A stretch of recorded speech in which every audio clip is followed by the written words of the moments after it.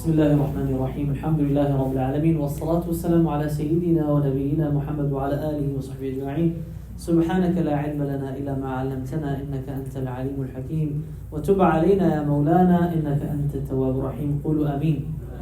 اللهم فقهنا في الدين وعلمنا التأويل. اللهم اهدنا لأحسن الأخلاق لا يهديها إليها إلا أنت يا رب. We ask Allah subhanahu wa ta'ala to guide us to the best of akhlaq, the akhlaq of Rasulullah sallallahu alayhi wa sallam. Last week we discussed a particular ayah that is similar in another place in the Qur'an where Allah subhanahu wa ta'ala says وَيُزَكِّيهِمْ وَيُعَلِّمُهُمُ الْكِتَابَ وَالْحِكْمَةَ, and in another place وَيُعَلِّمُهُمُ الْكِتَابَ وَالْحِكْمَةَ وَيُزَكِّيهِمْ, where Allah subhanahu wa ta'ala tells us in one place where the prophetic mission is to do tazkiyah, purify, tazkiyah, teach us akhlaq, and also to teach Qur'an and Sunnah. And in the other place it was reversed, teach Qur'an and Sunnah and then tazkiyah is mentioned. And we answered that in the khatira about the importance of akhlaq in the Qur'an, that in order for you to have akhlaq, you must first have knowledge to know what is right and what is wrong, to then have akhlaq. And in order for you to benefit from that knowledge, you must first have akhlaq. You must have humility. With pride and arrogance, can someone benefit from their teacher? Can someone benefit from a book that they're reading? From a khutbah? From a lecture? No. So we ask Allah for humility, Ya Rabbi. Today we're going to discuss a very important question, and it's a question that Imam al-Ghazali poses in Ihya Ulumuddin. Is it possible for us to change our akhlaq?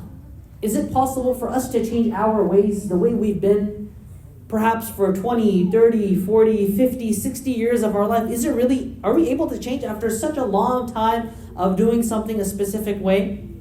Well, atheists, nihilists, fatalists will tell you that just like you didn't choose your body, you didn't choose the circumstances that you're in, you didn't choose your parents, you didn't choose where you were born, you didn't choose any of this. So just like that, you don't really have a choice as to the akhlaq and your morality and your character that you have. It's simply, what you have is what you have. And when they argue with Muslims, what they'll say is that if you believe in Allah, then you know that Allah knows that you're going to do X. So why would you even strive to do something that's Y? Do we believe in this? Absolutely ridiculous. Absolutely ridiculous. But sometimes we may not believe it, but we express it in our actions. How many times have you heard someone say when they're when they're angry and they're acting out on that anger or whatever negative emotion that is, whether it be to a loved one or someone close to them, and when they're advised, they say, "That's just how I am. You can't tell me what to do. That's just how I am. A'jabak ma a'jabak. You like it, you don't like it. That's just my personality. That's just how I am." How many times have you heard this? Quite frequently. So whether we believe it or not, our actions should show that we're able to change. And that is the way of Islam. And that is, of course, even the way of the other religions as well. That akhlaq are able to change. And that is what is in line with Qur'an and Sunnah. Allah subhanahu wa ta'ala describes the Prophet sallallahu alayhi wa sallam. Sallu ala Rasulullah sallallahu alayhi wa sallam. وَإِنَّكَ لَعَلَىٰ خُلُقٍ عَظِيمٍ. Imagine the Prophet ﷺ, if you were to see a physical, example of his character, that he ﷺ would be exalted and above. His character is above ﷺ. And he said about himself, he said, إِنَّمَا بُعِثُ, I was only sent لِأُتَمِّمَ مَكَارِمٍ, to perfect noble character. If character was something you're not able to change, if I can't change my character, then why would the Prophet say that I'm only sent to change character? I'm only sent to perfect character. And why would the Prophet ﷺ, across the books of Hadith and Sunnah, he's always emphasizing character. وَخَالِقِ النَّاسَ بِخُلُقٍ حَسَنٍ. The Prophet ﷺ, throughout the seerah, throughout his own life, his shama'il, you see he's always emphasizing character. And every single time Allah subhanahu wa ta'ala says, Ya ayyuhan nas, Ya ayyuhal ladhina amanu. What is going to come after? Usually Allah subhanahu wa ta'ala is directing us towards a way of how we should act. Surah Al-Hujurat, Ya ayyuhal ladhina amanu, La tarfa'u aswatakum fawqa sawti nabi. Is this akhlaq, yes or no? That's akhlaq. That's all akhlaq. So the Qur'an is full of akhlaq. The Sunnah is full of akhlaq. And so that's just from wahy, that's from revelation. But even common sense, even logic will tell us, if we just observe the world around us, if you were to take someone who was skinny, and you were to make him, mashallah, go on a nice diet, protein and carbs, and make him go to the gym, and then make him sleep well, and make him have healthy, habits in eating, and leaving off junk food, and replacing the hot Cheetos with peaches and grapes. I don't know, whatever you do, in 6 months, will you see results? You'll see results. If we see physical transformations amongst people, then do you think that spiritual transformations are possible? Of course they are. Imagine if you were to take 6 months and every single day you were to make your 5-day salah. And every single day you were to make dua to Allah and cry to Him. And every single day you were to call your parents and do birrul walidain and be righteous to your parents and be righteous to your family and generous and praying qiyamul layl. What do you think that 6-month transformation will be for you? What do you think? Again, that's just us observing the world around us. That if I can have a physical transformation, then definitely I can also have a spiritual transformation. I can change my akhlaq. I can fix my anger. I can change my bad habits. I can change my greediness. Whatever akhlaq that you and I suffer with, bad akhlaq. If animals, my dear brothers and sisters, if animals, beasts, wild animals can be tamed and taught circus tricks, then you and I as human beings, where Allah subhanahu wa ta'ala has honored us, fi ahsani taqweem, He's given us intellect, He's given us a soul, He's given us a heart. How much better we are than animals. If animals can be taught funny tricks and to act a certain way and to do certain things, then don't you think you and I can train ourselves? Can we train our nafs, yes or no? Yes. Imam al-Ghazali, he has within the Ihya a chapter called Riyadatun Nafs. Training and disciplining the soul. Training and disciplining the soul. Yes. And some of the Salaf, the pious predecessors, they would say, إِنَّمَا هِيَ النَّفْس. It is my nafs. أُرَوِّضُهَا. I'm training it. I'm disciplining it. I'm teaching it. Why do you fast? You're teaching yourself discipline. Every single time you pray salah 5 times a day on the appropriate time, you're disciplining yourself.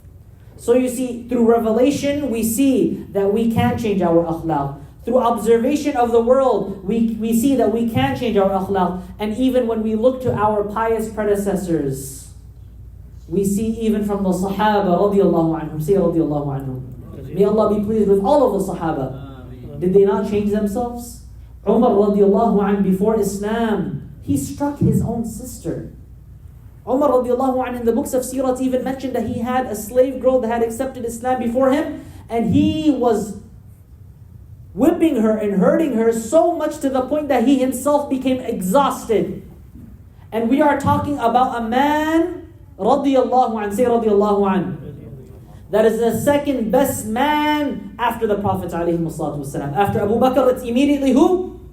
Umar al-Faruq radiallahu anhu. A man that by the end you see that he was a man with a soft heart, a man always with tears, a man caring for the young, for the elderly, for the blind. In fact, it's even mentioned that he was afraid that Allah would hold him accountable for an animal that would walk in Iraq and would trip because he did not lay out the road. What type of akhlaq is this? This was Umar radiallahu anhu. Did he change himself? Did he change himself? Yes or no? He changed himself. Fudail ibn Iyad, from the best of the awliya of Allah subhanahu wa ta'ala, before he became a wali, before he became a friend of Allah, he was a highway robber. A highway robber.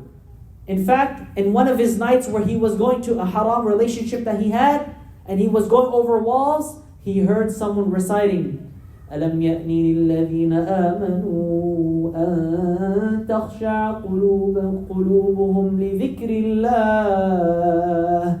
Isn't it finally time? Isn't it finally time for those that have iman, for the believers, for their hearts to tremble from the remembrance of Allah? It penetrated his heart so deep that became the reason for his tawbah, completely shifting his life. So again, I ask you all, is it possible for us to change our akhlaq, yes or no? 100%. And there is room for improvement. There is room for us to be better in our akhlaq. There is room for it. So how do we change our akhlaq? Now this is the journey that inshallah we're going to take with this series of classes, where we will focus specifically on akhlaq from the Qur'an, inshallah ta'ala. And I will leave you with this. Akhlaq, these mannerisms, they're not built overnight. Things start, you and I and our successes are a culmination of small habits that we have built over a long period of time. So you cannot just become generous overnight. The first time you give is going to be tough. The second time, a little bit less. The third time, the fourth time, until it just becomes a part of who you are. Ask the hafiz of Qur'an, do you have to think about reading Qur'an, or is it just something you do? What are they going to say? It's just something I do. What about someone who doesn't have a relationship with the Qur'an? How hard is that first page going to be? How hard and how much are they going to have to challenge their nafs? Just like that, we need to build small habits. Al-'ada tusbihu malaka. Say it with me. Al-'ada tusbihu malaka. A habit over time becomes a malaka. It becomes a part of you. It becomes a part of your mannerisms. So inshallah ta'ala, I ask Allah subhanahu wa ta'ala that He makes this halaqah that we have, this special halaqah that we have, a means of tazkiyah for us. That we become those that serve Islam and the Muslims. And that we become those that serve our families and our communities and not our own egos. Because without tazkiyah, without akhlaq, who are we? What are we? What good are we to our family with no akhlaq? What good are we to the community without no akhlaq? What good are we to the ummah of Muhammad sallallahu alayhi wa sallam without akhlaq? So again, we ask Allah subhanahu wa ta'ala, Allahumma rzuqna al-akhlaq al-muhammadiyya, al-sabr al-muhammadi, al-tawadu' al-muhammadi, al-hilm al-muhammadi, wa sallallahu ala sayyidina wa nabiyyina Muhammad wa ala alihi wa sahbihi ajma'in. Assalamu alaikum wa rahmatullahi wa barakatuh. Any questions? Is this going to be every Wednesday night? Every Wednesday, Thursday. Wednesday, Thursday. Inshallah. Barakallahu feekum.